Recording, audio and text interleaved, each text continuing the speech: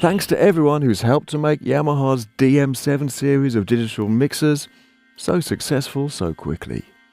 They were already packed with a versatile range of features, but now version 1.6 brings a range of new tricks.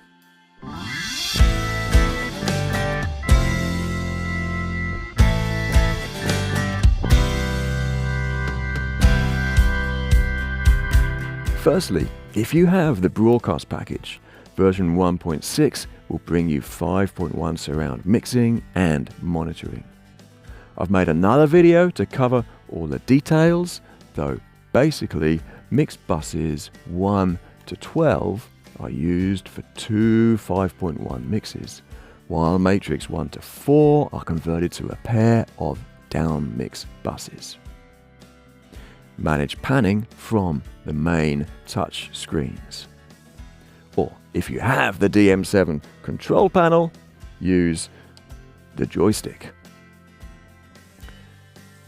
Surround monitoring includes source selection, speaker mute and solo functions, and a special downmix setup. Secondly, if you have the theatre package, version 1.6 will provide immersive mixing possibilities with AFC image control.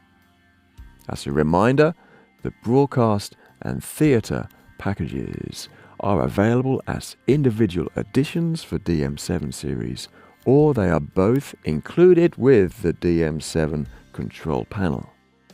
Find my other video to see how to set up AFC image control, but to give you an idea, it allows the console to be used for remote control for the immersive mixing platform, controlling X, Y, and Z positioning, the width and height of up to 128 audio objects. It's rather impressive, though of course it requires connection with an AFC image processor. The third new feature with version 1.6 is the support for a new optional expansion card, the PY64D. This will add an extra 64 channels of Dante in and out of the console with the possibility of sample rate conversion. Again, I have another video to provide more details. A key point is that it allows one mixer to join two networks, or to link with equipment running at two different sample rates, such as 48 kHz and 96 kHz at the same time. Talking of Dante, version 1.6 also brings support for Dante Domain Manager, displaying the information in the Dante setup screen. And the list of Dante supported devices has expanded to include Digital Audio Labs' live mix range, just like the latest version of Rivage PM series also does.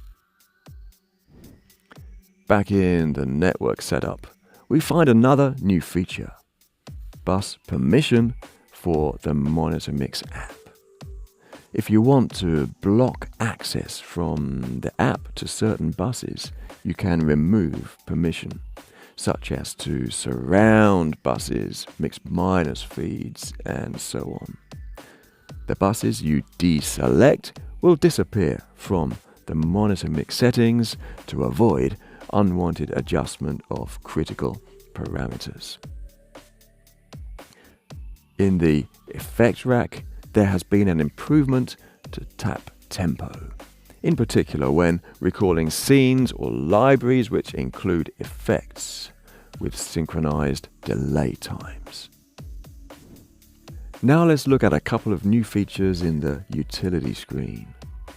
Firstly, touching the manual icon in the home menu provides a quick link to explore the reference manual. If you're using the dm7 editor software and your computer has an internet connection, just click Explore to go directly to an online HTML version of the manual with easy navigation. Otherwise, point your mobile device's camera to the QR code. Or take a browse through the 19 different shortcuts and speed up your workflow. From EQ reset functions to scene number settings, fader navigation to temporary channel links. There's something to help everyone, and you can download the list as a PDF from our website to keep as a reminder.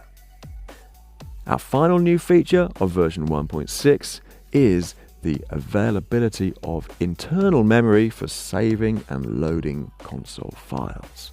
So even if you don't have a USB drive, you can still back up your data. In the home menu of the utility screen, touch the Save Load icon.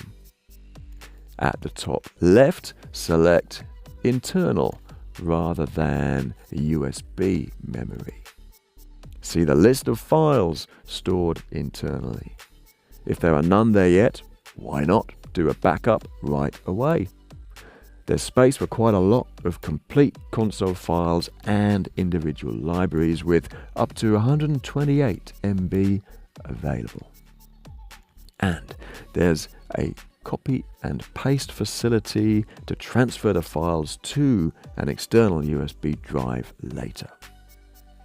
This is going to be helpful at music festivals and other events where visiting engineers will bring their own files to load and use just for a short time before the previous settings need to be reloaded.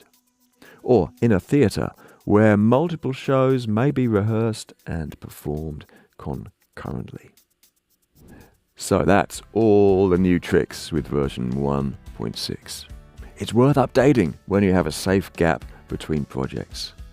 Don't miss my other videos to find out more details about 5.1 surround mixing, immersive control with AFC image, and the new PY64D interface card. Bye for now.